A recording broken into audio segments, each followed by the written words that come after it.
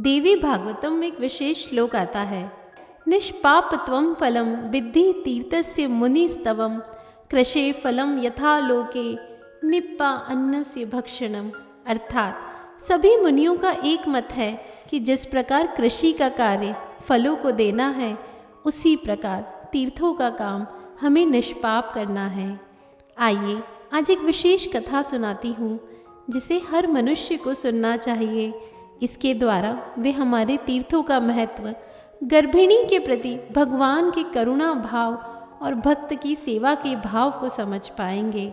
आइए ये सच्ची कथा सुनाना प्रारंभ करती हूँ। दक्षिण में तिरुपति बालाजी नाम का प्रसिद्ध स्थल है। आज से सैकड़ों वर्ष पूर्व तिरुपति में एक वैष्णव रहते थे।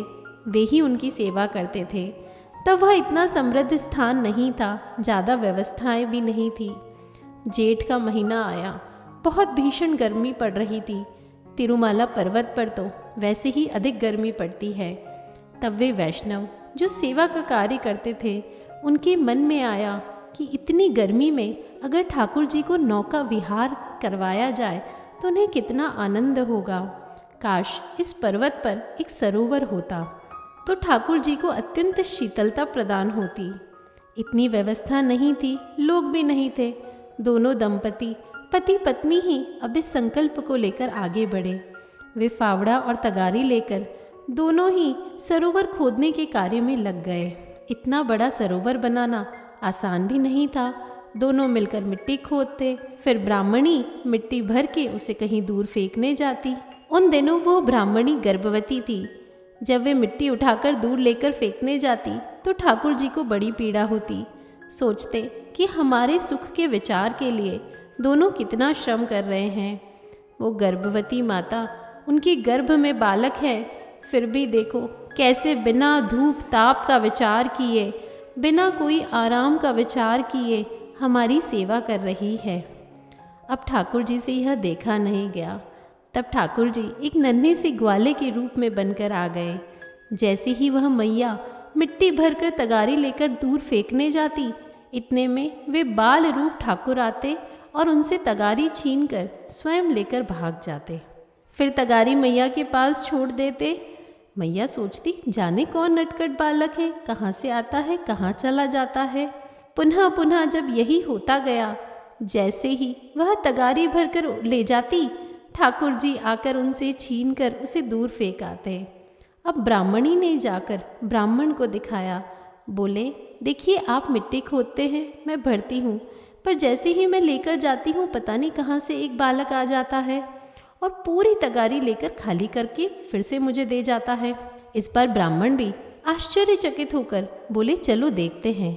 अब की बार जैसे ही वह बालक आया तो ब्राह्मण ने देखा कि इनकी कमर पर तो वही करधनी बंधी है जो वेंकटेश की है। वे समझ गए ये और कोई नहीं, हमारे प्रभु आ रहे हैं। अब ब्राह्मण अपनी सुध-बुध खोए उस बच्चे के पीछे भागा, लेकिन ठाकुर जी तो तब तक अंतर ध्यान हो गए थे। इस पर वह मंदिर में जाकर बोला, हे प्रभु, आप यह क्या कर रहे हैं? आप यह श्रम क्यों कर रहे हैं? हम आपके लिए ही तो व्यवस्था कर रहे हैं, फिर आप इतना कष्ट क्यों ले रहे हैं? तब तिरुपति बालाजी प्रकट हुए और बोले, देखो तुम्हारी ब्राह्मणी गर्भवती है, वह इतना श्रम करती है, उसको पसीने आते हैं, यह सब मुझसे देखा नहीं जाता। ब्राह्मण अत्यंत भावपूर्वक बोले, भगवान आपका काम है ठकुरायन करना, आपका काम है भोग पाना, हमारा काम है सेवा करना। यही तो आपने हमें जिम्मेदारी सौंपी है। अगर आप यह भी हमसे छीन लेंगे तो हम कहाँ जाएंगे? आप ये हमसे ना छीनें। इन्हीं भावों के साथ ब्राह्मण बहुत तेजी से रोने लगा। तब भगवान ब्राह्मण के भाव से अत्यंत प्रसन्न हुए। उसे समृद्धि, भोग, भक्ति सभी का आशीर्वाद देकर अंतर ध्यान हो गए। वह सरोवर अपने आप ही निर्मित हो गया। उनकी कृपा से वैष्णव परिवार धन्य हुआ। मुझे लगता है इस कथा के माध्यम से हम सभी को समझना चाहिए कि भगवान चैतन्य रूप है। वे पाषाण रूप नहीं है। वे हमारे सारे भावों को समझते हैं।